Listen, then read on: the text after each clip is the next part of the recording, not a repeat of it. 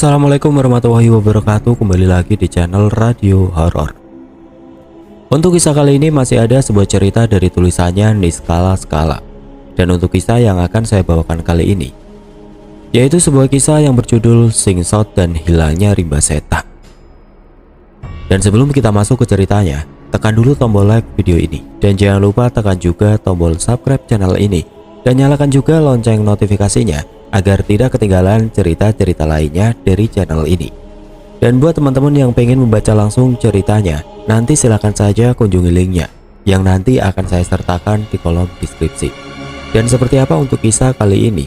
Langsung saja kita masuk ke ceritanya.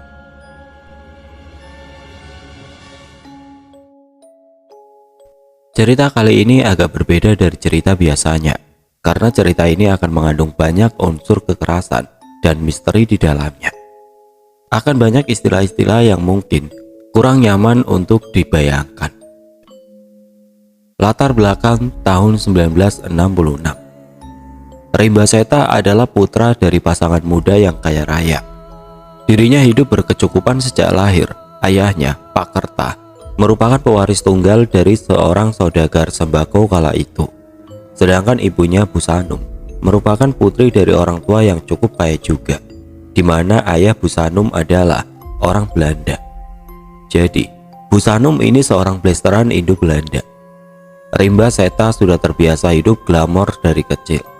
Segala kebutuhannya selalu terpenuhi, orang tuanya sangat menyayanginya. Namun akibat Rimba Seta terlalu dimanja, menyebabkan dia tumbuh menjadi anak yang kurang memiliki etika dan sopan santun. Rimba kecil sering bertindak semena-mena terhadap teman sepermainannya. Dia sering dengan sengaja mengejek, menghina, bahkan tidak segan-segan menyakiti temannya. Namun, para orang tua teman-teman Rimba tidak pernah sekalipun protes atau tidak terima atas perlakuan Rimba kepada anak-anaknya. Karena mereka sadar bahwa kehidupan mereka masih sangat bergantung kepada Pak Kerta yang selalu berbaik hati memberi mereka modal usaha. Rimba ini anak tunggal. Orang tuanya memang sengaja tidak menambah keturunan karena bagi mereka memiliki satu anak laki-laki sudah cukup untuk nantinya bisa meneruskan bisnis keluarga. Sehari-hari Rimba diasuh oleh para pengasuhnya yang berjumlah 7 orang. Dari 7 orang tersebut terdiri dari 4 perempuan dan 3 laki-laki. Pengasuh perempuan bertugas mengurus segala keperluan Rimba, seperti menyiapkan makanan, memandikan, menidurkan Rimba dan lain-lain. Sedangkan pengasuh laki-laki bertugas menjadi bodyguard Rimba kemanapun ia pergi. Bisa dibilang Rimba sangat minim perhatian dari kedua orang tuanya. Orang tuanya hanya memenuhi segala kebutuhan materi, namun tidak pernah mencukupi kebutuhan batin anaknya. Maka dari itu Rimba tumbuh menjadi anak yang sedikit arogan. Tahun 1967, tepat saat Rimba berumur 7 tahun, Rimba diajak oleh orang tuanya berlibur keluar kota. Mereka pergi ke sebuah perbukitan nan asri untuk sekedar melepas penat. Seisi rumah diajaknya, termasuk semua pengasuh Rimba. Mereka menyewa sebuah villa di bukit tersebut untuk 1 minggu. Pemandangan di sana sungguh sangat indah. Hamparan bukit hijau dan udara yang sangat segar cukup membuat keluarga Rimba merasakan kenyamanan. Di depan villa yang mereka tinggali, ada sebuah taman bermain anak-anak, yaitu ayunan dan perosotan yang terletak di bawah pohon rindang. Selama ada di villa, Rimba sering menghabiskan waktunya untuk bermain di taman tersebut. Namun, pada hari ketiga mereka di sana, Rimba berlari ke taman sendirian tanpa bodyguardnya. Dia bermain di sana seorang diri. Rimba bermain sejak pukul 2 siang sampai pukul 3 kurang 15 menit. Kemudian setelah itu Rimba pun kembali ke villanya. Sejak saat itulah Rimba berubah menjadi anak yang tidak lagi mereka kenali. Rimba sering membicarakan hal-hal yang tidak masuk akal. Ayah tahu tidak kalau iblis itu punya 2 sayap, tapi aku tidak tahu kenapa iblis tidak pernah mau menunjukkan wajahnya, tanya Rimba pada suatu malam kepada ayahnya. Ayahnya kebingungan. Mengapa Rimba tiba-tiba menanyakan hal semacam itu? Bahkan ayahnya sama sekali tidak pernah mengajarkan kepada Rimba bahwa ada makhluk lain yang juga tinggal di bumi, bernama iblis. Terlebih saat itu keluarga Rimba memang tidak memiliki kepercayaan atau agama. Mereka cenderung agnostik, percaya bahwa di alam semesta ini ada satu kekuatan besar yang mengatur. Lalu di hari selanjutnya, Rimba kembali bertanya kepada ibunya. "Ibu, kemarin aku diberitahu oleh mereka bahwa ibu mungkin tidak akan punya anak lagi. Apa itu benar, Bu?" "Mereka siapa?" Ibunya bertanya balik. Mereka yang punya 2 tanduk di kepalanya," jawab Rimba. Selama 1 minggu di villa, Rimba terus-menerus menanyakan hal-hal yang tidak bisa mereka mengerti. Namun orang tuanya mengabaikan begitu saja. Mereka berpikir mungkin Rimba hanya sedang mengada-ngada dan berhalusinasi. Akhirnya mereka pun pulang kembali ke desanya. Sesampai di rumahnya, Rimba mulai suka bersiul. Bahkan siulannya itu sangat nyaring, seperti yang dilakukan oleh orang dewasa. Orang tuanya terheran-heran. Di usianya yang masih 7 tahun, Rimba mampu bersiul senyaring itu. Bahkan terkadang memiliki nada. Salah satu pengasuhnya yang bernama Bi Inu pernah menasihati Rimba saat ia terus-menerus bersiul ketika sedang dimandikan. Rimba jangan suka bersiul lagi ya, gak baik. Nanti ada sesuatu yang datang menghampiri kamu," ucap Bi Inu sembari memandikan Rimba sore itu. "Sesuatu apa, Bi? Aku memang sengaja memanggil mereka karena mereka katanya suka dengan suara siulanku yang merdu," jawab Rimba sambil terus bersiul. Lama-kelamaan, bersiul menjadi kebiasaan Rimba yang sangat sulit dihilangkan. Sudah berkali-kali dinasehati, namun Rimba selalu menolak nasihat, bahkan melawan dan mengamuk kepada siapapun yang melarangnya bersiul. Sejak Rimba suka bersiul, Rimba tidak pernah lagi keluar dari rumahnya untuk bermain dengan teman-temannya. Bahkan orang tuanya sampai mengundang teman-teman Rimba untuk datang ke rumah dan bermain bersama Rimba. Namun Rimba justru mengunci dirinya di dalam kamar seorang diri. Sudah berbulan-bulan keadaan ini terus terjadi. Orang tuanya mulai merasa khawatir dengan perlakuan aneh Rimba. Muncul desas-desus di masyarakat bahwa Rimba sebenarnya bukanlah Rimba, melainkan sosok lain yang mendiami tubuh Rimba. Namun orang tuanya menepis jauh-jauh kabar tersebut dan tidak mempercayainya sama sekali. Beberapa kali di pagi hari, ketika pengasuhnya membangunkan Rimba, mereka mengaku melihat tubuh Rimba lebam-lebam biru, terutama di bagian leher, lengan, dan kaki. Namun setelah pengasuh tersebut melaporkan kepada orang tua Rimba, lebam-lebam tadi telah menghilang dengan sendirinya. Pak Kerta pun sering marah kepada para pengasuh yang melaporkan kebohongan, karena Pak Kerta tidak pernah satu kali pun menyaksikan lebam pada tubuh Rimba. Bahkan Pak Kerta pernah mencoba untuk dia sendiri yang membangunkan Rimba di pagi hari. Namun nihil, tidak ditemukan apapun di tubuh Rimba. Tapi para pengasuh terus-menerus melihat kejanggalan pada diri Rimba. Salah satu pengasuh bahkan bersumpah bahwa ia pernah mendengar Rimba bersiul di kamarnya pada tengah malam menjelang pagi, sekitar pukul 2 pagi. Pengasuh tersebut menempelkan telinganya di pintu kamar Rimba, dan ia mendengar dengan sangat jelas itu suara siulan Rimba, disusul dengan tertawaan Rimba yang cekikikan seperti sedang berbicara dengan orang lain. Pengasuhnya yang khawatir pun mencoba membuka pintu Rimba, namun terkunci. Ia bergidik ngeri dan memilih kembali ke kamarnya. Tidak sampai di situ, pada suatu malam Rimba pernah kedapatan sedang berjalan menuju gerbang depan rumahnya sendirian. Salah satu bodyguard yang melihatnya segera mencegat Rimba. "Rimba mau kemana malam-malam begini?" tanya bodyguardnya. "Malam ini mereka tidak mau datang, katanya sedang ada kenduri di lapangan dekat persimpangan ujung jalan sana. Jadi aku memutuskan untuk ke sana saja menghampiri mereka," jawab Rimba. Bodyguardnya sama sekali tidak mengerti apa yang dibicarakan oleh Rimba. Ia lalu berinisiatif langsung menggendong Rimba dan membawanya ke kamar. Keesokan harinya, seorang laki-laki parubaya tidak dikenal datang mengetuk gerbang rumah Rimba. Salah satu pengasuh pun menghampiri laki-laki tersebut. Perawakannya tinggi besar, rambut cepak, menggunakan topi, dan setelan jas warna hitam, serta mengenakan sepatu pantopel hitam. Laki-laki itu juga menggunakan masker dan kacamata hitam, sehingga tidak terlihat jelas wajahnya. Ketika ditanya oleh pengasuh siapa dia dan bermaksud apa, laki-laki tersebut hanya terdiam. Namun ia menyodorkan sebuah kotak kecil, lalu bergegas pergi. Pengasuh pun heran. Ia lalu masuk dan memberikannya kepada Pak Kerta. Tidak ada nama pengirim di kotak tersebut. Setelah dibuka, di dalamnya terdapat beberapa tulang belulang yang sepertinya itu tulang binatang dan selembar surat. Surat tersebut berisi ancaman. Saya tertawa mendengar kabar yang merebak di masyarakat bahwa anakmu mulai bertingkah seperti orang tidak waras. Bahkan banyak yang menganggap anakmu itu dirasuki iblis. Sebenarnya semua yang terjadi dengan anakmu adalah pekerjaanku. Saya bersumpah, bukan anakmu satu-satunya yang menjadi klienku. Ada banyak. Sudah saya bilang bukan. Ini adalah pekerjaan saya, karena saya akan mendapat sekali banyak uang jika saya merampungkan misi saya. Asal kamu tahu, kekayaanmu itu bukan apa-apa jika dibandingkan dengan apa yang akan saya peroleh nantinya ketika kamu telah mendapati anakmu tidak ada di suatu malam ganjil. Bersiaplah. Pak Kerta tidak mengerti sama sekali apa yang tengah pengirim surat coba bicarakan melalui tulisannya. Tetapi satu yang ia pahami, anaknya berada dalam bahaya. Hari itu juga Pak Kerta dan Bu Sanum mengadakan sayembara besar-besaran hampir ke seluruh penjuru kota.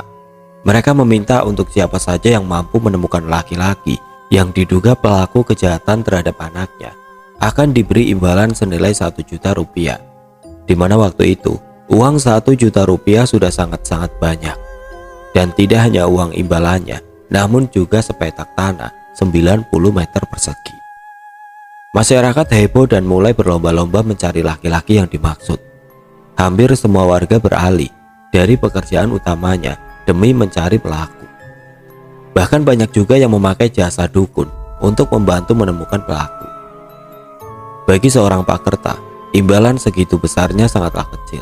Karena kekayaan Pak Kerta jangan ditanya lagi, tidak akan habis 7 turunan pun. Para pengasuh diperintah untuk memperketat penjagaan Rimba Seta. Bahkan Rimba tidak diperbolehkan keluar kamar. Namun, karena orang tuanya memperlakukan seperti itu, Rimba justru semakin memberontak. Rimba sering mencakar para pengasuh, menolak makan, dan buang air di kasur, padahal ada kamar mandi di kamarnya. Para pengasuh mulai mengeluh atas perlakuan Rimba kepada mereka. Bahkan pernah suatu siang, tidak segan Rimba menendang wajah pengasuh sampai mata pengasuhnya bengkak. Para pengasuh merasa itu bukan lagi Rimba yang mereka kenal. Karena Rimba yang asli adalah seorang anak yang periang dan selalu baik kepada para pengasuhnya. Meskipun dia pun beberapa kali menyakiti teman-temannya, namun tidak sampai tahap yang parah. Namun anehnya, semenjak Rimba mulai tidak terkendali marahnya dan sering mengamuk para pengasuh, Pak Kerta dan Bu Sanum justru sama sekali tidak memperdulikannya. Mereka malah tetap sibuk mengurus bisnis dan dagangannya. Sampai pada suatu hari, ada seorang warga dari desa seberang yang datang bertamu ke rumah Pak Kerta. Dirinya mengaku telah menemukan laki-laki yang diduga pelaku kejahatan terhadap Rimba. Katanya, laki-laki tersebut sedang bersembunyi di hutan yang tidak begitu jauh dari desa Rimba. "Bagaimana kamu tahu bajingan itu ada di sana?" tanya Pak Kerta. "Karena tadi malam ketika saya sedang berjalan di pinggir desa dekat sungai, saya melihat laki-laki yang berjalan mengendap setengah berlari. Dia memakai setelan jas lengkap dan topi. Namun, saya memang tidak melihat wajahnya akibat minimnya penerangan. Saya mencoba mengejar, dia berlari ke arah hutan. Namun sialnya, saya kehilangan jejaknya. Saya yakin dia orangnya. Dia ketakutan bahwa mungkin dalam waktu dekat akan tertangkap." Begitulah pengakuannya. Namun bukannya merespon positif kabar tersebut, Pak Kerta justru menyuruh tamunya untuk segera pergi. Karena ia tidak membawa satupun bukti dan terkesan mengada-ngada. Setelah 3 bulan diadakan sayembara, belum ada satupun warga yang datang dengan betul-betul membawa laki-laki yang dicari. Sedang keadaan Rimba sudah semakin memburuk. Dirinya terus-menerus memuntahkan cairan berwarna kuning, agak kehijauan, dan terkadang ada banyak belatung di muntahannya. Kabar baik tidak kunjung terdengar. Bahkan sayembara yang diadakan orang tua Rimba sudah seperti angin lalu. Para warga telah menghentikan proses pencarian dan mulai melanjutkan pekerjaan utama mereka masing-masing. Namun para pengasuh mengaku bahwa mereka sama sekali tidak melihat raut kekhawatiran dari wajah Pak Kerta dan Bu Sanum dengan kondisi anak sematawayangnya yang semakin sakit. Berat badan Rimba turun drastis dalam kurun waktu 4 bulan terakhir. Rimba sering menderita insomnia sehingga kantung matanya menebal dan menghitam. Bahkan Bu Sanum sempat memerintah Bi Inu untuk memberi Rimba obat tidur agar Rimba bisa tidur. Tetapi Bi Inu menolak keras karena menganggap tidak semestinya Rimba diperlakukan seperti itu. Setiap malam hari ketiga bodyguardnya Rimba tertidur di depan kamar Rimba dengan beralas tikar. Sedangkan kedua pengasuh tidur di lantai kamar Rimba dekat ranjang. Sedangkan dua pengasuh lain tetap di kamarnya masing-masing karena mereka yang memiliki tugas memasak serta membersihkan rumah. Salah satu pengasuh yang tidur di kamar Rimba adalah Bi Inu. Bi Inu bisa dibilang adalah pengasuh yang paling dekat dengan Rimba. Bahkan Rimba sudah dianggap seperti anak sendiri olehnya. Di malam-malam Bi Inu menjaga Rimba. Ia sering mendengar suara Rimba bersiul dengan nyaring. Padahal saat itu kondisi Rimba sudah sangat lemas, berbicara pun sudah susah. Tetapi jika tengah malam datang, Rimba sering berdiri di atas ranjangnya dan melompat-lompat dengan riangnya sambil bersiul dan tertawa-tawa. Tidak jarang juga Rimba bertingkah seolah dia sedang mengobrol dengan seseorang. Padahal tidak ada siapapun di sana. Bi Inu dan satu pengasuh lainnya hanya bisa terdiam ketakutan, tidak berani menyapa Rimba. Sedangkan para bodyguard yang tidur di depan kamar Rimba mengaku tidak pernah mendengar suara apapun. Rimba pun pernah merangkak dari ranjangnya dan menghampiri Bi Inu yang tertidur di pojokan kamar. Namun posisi Rimba merangkak adalah kedua tangan dan badannya menghampiri Bi Inu, sedangkan kedua kakinya masih ada di atas ranjang. Padahal jarak ranjang ke posisi Bi Inu ada sekitar 2 meter, atau bisa dibilang tubuh Rimba memanjang. Sedangkan tinggi Rimba saja saat itu tidak sampai 140 cm. Ketika menghampiri Bi Inu yang sudah menangis di pojokan, wajah Rimba terlihat sangat-sangat menyeramkan. Matanya berubah menjadi hitam semua dan giginya berubah runcing serta kulitnya sangat pucat. Ketika mereka berhadapan-hadapan, tiba-tiba Rimba mengejutkan Bi Inu dengan teriakannya. "Bi Inu, ayo singshot bareng-bareng aku," teriak Rimba dengan suara yang serak dan sedikit berat, seperti bukan semestinya suara anak kecil. Setelah itu Rimba kembali ke ranjangnya dan mulai melompat-lompat seperti biasa. Tetapi malam itu sedikit berbeda. Beberapa saat kemudian Rimba berlari keluar kamarnya. Bi Inu pun segera membangunkan para bodyguard untuk mengejar Rimba. Namun Rimba begitu cepat. Para bodyguard kehilangan jejak Rimba. Mereka mencari ke seluruh penjuru rumah dan tidak ditemukan keberadaannya. Ya maklum, rumah Rimba saat itu sangat besar dengan banyak ruangan di dalamnya. Karena tidak kunjung menemukan Rimba, para bodyguard pun menyerah. Mereka berkumpul di ruang tengah sambil nafasnya terengah-engah. Saat itu sudah pukul 1:30 malam. Mereka tidak berani membangunkan Pak Kerta karena pasti Pak Kerta akan murka jika diganggu waktu istirahatnya. Namun ketika Bi Inu dan satu pengasuh lain kembali ke kamar Rimba untuk mengambil sesuatu, betapa terkejutnya mereka karena melihat Rimba sedang tertidur pulas di ranjangnya. Bahkan Rimba mengenakan selimutnya dan terlihat tidur dengan lelapnya. Bi Inu dan para pengasuh lain pun bernapas lega. Mereka kembali melanjutkan tidurnya sampai pagi menjelang. Semua pengasuh mulai mengerjakan tugasnya masing-masing. Bodyguard juga mulai ke halaman depan dan gerbang untuk melaksanakan kebiasaannya di pagi hari. Mereka semua meninggalkan Rimba yang masih tertidur lelap sendirian di kamar. Namun siapa yang menyangka bahwa ternyata pagi itu adalah pagi terakhir Rimba terlihat hidup. Ketika pukul 7 seperti biasa Bi Inu hendak membangunkan Rimba untuk segera minum susu. Tetapi Rimba sudah tidak ada di ranjangnya. Semua pengasuh dan bodyguard kembali mencari ke seluruh rumah dan lingkungan sekitar. Namun Rimba sama sekali tidak terlihat batang hidungnya. Para pengasuh segera memberitahu orang tua Rimba bahwa anaknya menghilang. Saat itu Pak Kerta dan Bu Sanum masih terlelap tidur di kamarnya. Mereka pun terkejut atas kabar dari para pengasuh. Namun anehnya, mereka hanya menyuruh para pengasuh untuk tetap mencari di sekitar rumah dan seluruh penjuru desa. Para pengasuh pun membuat pengumuman kepada seluruh warga desa agar membantu pencarian Rimba. Mereka pun berbondong-bondong secara sukarela untuk mencari Rimba. Tetapi Pak Kerta dan Bu Sanum sendiri hanya bersantai di rumahnya. Mereka bahkan masih sempat minum kopi dengan sangat tenang di ruang tamu. Padahal para pengasuh dan warga desa sedang panik mencari keberadaan Rimba. Seharian penuh mereka mencari, Rimba tidak juga kunjung ditemukan. Akhirnya para pengasuh pun pulang dan mendapati majikannya sedang bersih-bersih area dapur. Mereka mengelap bagian kompor serta beberapa bagian lantai dapur. Bi Inu pun berinisiatif bertanya, "Tuan, kenapa Tuan dan Nyonya membersihkan dapur? Biar kami saja." "Ah, tidak apa-apa, Bi. Kalian kan pasti lelah mencari Rimba, jadi kami saja yang membereskan rumah. Bagaimana? Apa Rimba sudah ditemukan?" jawab Pak Kerta. "Belum, Tuan. Bahkan kami dan warga desa sudah mencari sampai desa seberang. Namun Rimba sama sekali tidak terlihat. Apa yang harus kami lakukan, Tuan? Apa perlu kami lapor polisi?" "Sudah, tidak perlu. Kita tunggu saja dia pulang dengan sendirinya. Kalian kerjakan tugas kalian seperti biasanya saja," jawab Bu Sanum. "Tapi Nyonya..." "Sudah, tidak perlu membantah. Kerjakan saja tugas kalian." Tiba-tiba Pak Kerta membentak dengan suara tinggi. Mau tidak mau para pengasuh pun hanya menuruti saja kemauan majikan mereka. Ketika Bi Inu dan beberapa pengasuh lain mulai memasak makan malam, tidak sengaja Bi Inu melihat sebuah potongan kain berwarna biru terselip di kompor. Bi Inu pun mengambil potongan kain tersebut dan menunjukkan kepada pengasuh lain. Jika diperhatikan dengan baik-baik, potongan kain tersebut mirip dengan baju yang terakhir dikenakan oleh Rimba. Mereka pun kembali panik. Tetapi di sisi lain, mereka pun takut dimarahi oleh Pak Kerta. Akhirnya mereka mendiamkan penemuan tersebut untuk sementara waktu.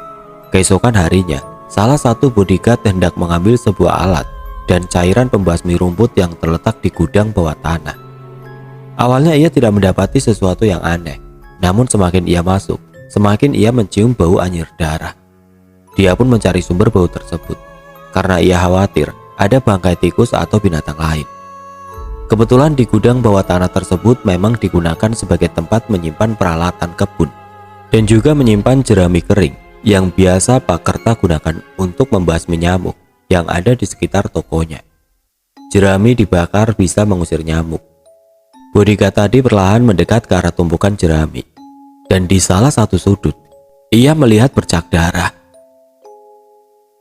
Dia pun mulai membuka tumpukan jerami tersebut, dan betapa terkejutnya bahwa yang ada di sana adalah tubuh Rimba Seta yang sudah terkulai lemas dan nyawanya sudah tidak tertolong. Rimba ditemukan dengan kondisi sangat-sangat mengenaskan, di mana lehernya telah digorok cukup dalam sehingga kepalanya hampir saja terlepas. Terdapat banyak sekali luka sayatan di tubuhnya, terutama di bagian lengan, kaki, dan perut. Kedua matanya telah tercongkel dan hilang entah kemana. Telinga kanannya putus, jari-jarinya kini menghilang. Beberapa organ dalam perutnya keluar, dan yang paling mengerikan adalah alat kelaminnya pun menghilang. Bahkan saat ditemukan, mulut Rimba menganga dengan lidah yang sudah terpotong. Bodyguard benar-benar kaget bukan main. Dia berkali-kali hendak muntah akibat ngerinya kondisi Rimba saat itu. Ia pun bergegas naik ke atas dan mengabarkan kepada seluruh penghuni rumah. Para pengasuh sangat-sangat terkejut. Pak Kerta dan Bu Sanum pun memerintahkan agar mayat Rimba segera dikuburkan. Berita menyebar cepat. Para warga berdatangan untuk melayat, meskipun keluarga Pak Kerta tidak memiliki kepercayaan. Namun karena saran warga sekitar, akhirnya mereka memakamkan Rimba dengan menggunakan cara agama Islam. Para warga sangat prihatin dengan apa yang menimpa Rimba. Mereka juga merasa kasihan kepada Pak Kerta dan Bu Sanum, karena Rimba adalah anak semata wayang mereka. Setelah Rimba dimakamkan, banyak kejanggalan yang dirasakan oleh para bodyguard dan pengasuh. Ada tanda tanya besar mengenai apa penyebab kematian Rimba, dan jika dia dibunuh, lalu siapa pelakunya? Banyak kecurigaan-kecurigaan yang bermunculan kepada orang tua Rimba dan para pengasuh. Meskipun jasad Rimba Seta telah dikuburkan, namun tidak turut hilang pula desas-desus mengenai kematian Rimba Seta yang terbilang tidak wajar. Banyak yang berspekulasi bahwa Rimba dibunuh oleh kedua orang tuanya, dan banyak juga yang menduga Rimba dibunuh oleh salah satu pengasuh, karena menurut warga sekitar, Para pengasuh kerap kali dibuat kesal akibat kenakalan Rimba yang terkadang di luar batas normal. Namun tidak sedikit juga yang tetap mempercayai bahwa Rimba tewas karena diambil oleh arwah-arwah yang selama ini telah bersemayam cukup lama di dalam tubuh Rimba. Pak Kerta dan Bu Sanum memilih bungkam atas kabar yang sedang beredar di masyarakat. Sejak kematian Rimba, mereka menutup diri dan menutup rumahnya rapat-rapat, sampai pada akhirnya setahun kemudian, 1968, beberapa orang dari kepolisian mendatangi kediaman Pak Kerta. Kabarnya Pak Kerta terkena tuduhan penjualan senjata api ilegal. Mau tidak mau, Pak Kerta pun mengizinkan polisi untuk menggeledah rumahnya. Warga berduyun-duyun datang ke halaman rumah Pak Kerta untuk menyaksikan penggeledahan tersebut. Sebenarnya warga pun penasaran bagaimana kondisi keluarga Pak Kerta saat itu setelah hampir setahun tidak pernah menampakkan diri di tengah masyarakat. Bahkan bisnis toko sembakonya pun mereka hentikan total. Namun anehnya, kekayaan mereka seakan tiada habis-habisnya. Dan ternyata terjawab sudah bahwa setahun terakhir ini Pak Kerta mulai bisnis baru, yaitu jual beli senjata api. Terbukti setelah beberapa saat polisi menggeledah gudang bawah tanah. Mereka menemukan ratusan senjata api yang disembunyikan di bawah jerami kering. Pak Kerta dan para pengasuh yang saat itu telah beralih tugas menjadi agen bawahannya Pak Kerta pun langsung ditangkap dan dibawa ke kantor polisi. Tetapi yang mengejutkan baru diketahui saat itu juga, ternyata Bu Sanum telah menderita sakit jiwa sejak 6 bulan terakhir. Namun parahnya Pak Kerta sama sekali tidak pernah membawa Bu Sanum pergi berobat, yang menyebabkan penyakit Bu Sanum menjadi sangat parah. Sehari-hari ia terus-menerus mengamuk dan mencari-cari anaknya Rimba. Bahkan kebiasaannya di malam hari adalah menari-nari di balkon lantai 2 rumah mereka sendirian. Bu Sanum mengalami depresi berat, emosinya tidak stabil, sedikit-sedikit tertawa, kemudian beberapa saat berubah menangis terseduh-seduh. Warga pun miris melihat keadaan Bu Sanum saat itu. Akhirnya polisi membawa Bu Sanum ke rumah sakit jiwa. Di kantor polisi, Pak Kerta dimintai keterangan sejelas-jelasnya mengenai kasus yang menjeratnya. Setelah penjelasan kasus jual beli senjata api dianggap tuntas, tiba-tiba polisi menanyakan perihal kematian anaknya setahun lalu yang tidak wajar. Awalnya Pak Kerta tidak mau memberi penjelasan apa-apa, namun akhirnya ia angkat bicara bahwa yang membunuh Rimba adalah salah satu pengasuhnya, Bi Inu. Pak Kerta menceritakan bahwa pagi itu, sekitar pukul 4:30 pagi, ia mendengar suara teriakan Rimba. Ia pun berinisiatif menghampiri sumber suara tersebut yang berasal dari arah dapur. Saat ia sampai di dapur, ia melihat anaknya sedang disayat-sayat oleh Bi Inu dengan wajah Bi Inu yang sangat-sangat kesal. Pak Kerta sempat terheran, kemana perginya semua pengasuh yang lain dan para bodyguard. Pak Kerta pun menghampiri Bi Inu sambil mencegah perbuatannya. Namun Bi Inu terlanjur membabi buta sampai akhirnya Rimba terkulai lemas, nyawanya tidak tertolong. Ketika Bi Inu menyadari perbuatannya, ia pun memohon kepada Pak Kerta agar mengampuninya. Ia melakukan itu karena ia sudah tidak tahan lagi dengan kelakuan-kelakuan aneh Rimba setiap tengah malam, yang membuatnya depresi, dan setiap ia mendengar siulan Rimba, ia merasa sangat ingin membunuh Rimba. Disitulah Pak Kerta sempat mengalami kebimbangan. Ia sangat murka karena anak satu-satunya dibunuh di depan matanya. Namun ia juga tidak sampai hati melaporkan Bi Inu ke polisi karena Bi Inu merupakan selingkuhan dari Pak Kerta. Baru diketahui bahwa ternyata Pak Kerta memang memiliki hubungan gelap dengan Bi Inu. Hubungan tersebut sudah terjalin cukup lama, namun Bu Sanum sama sekali tidak menyimpan curiga. Akhirnya pagi itu, Bi Inu dibantu oleh Pak Kerta menyembunyikan mayat Rimba di gudang bawah tanah. Dengan syarat Bi Inu harus siap memuaskan syahwat Pak Kerta kapanpun ia mau. Bi Inu pun setuju.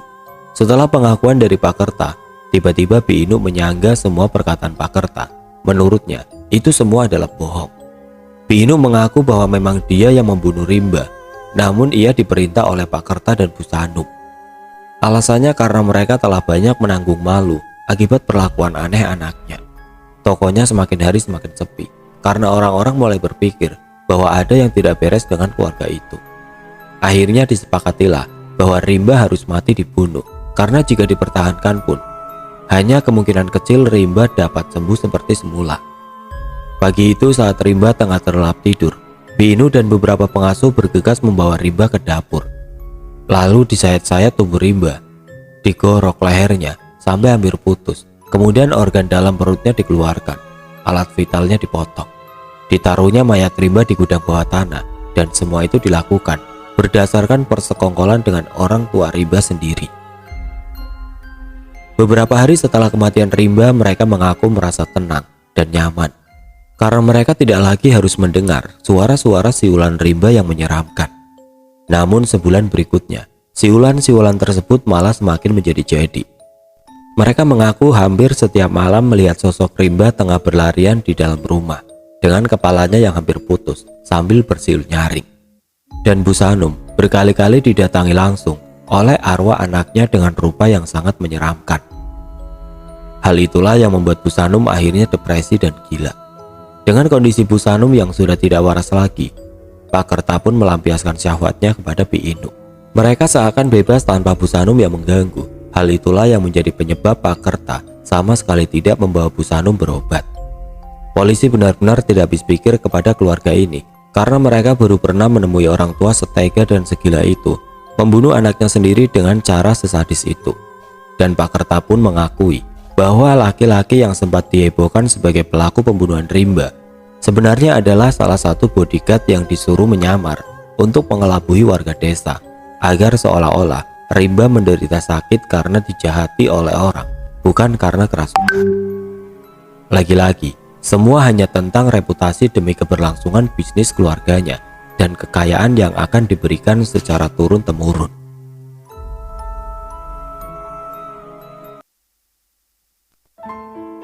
Oke teman-teman, sekian untuk kisah kali ini. Bagaimana menurut kalian tentang kisah ini?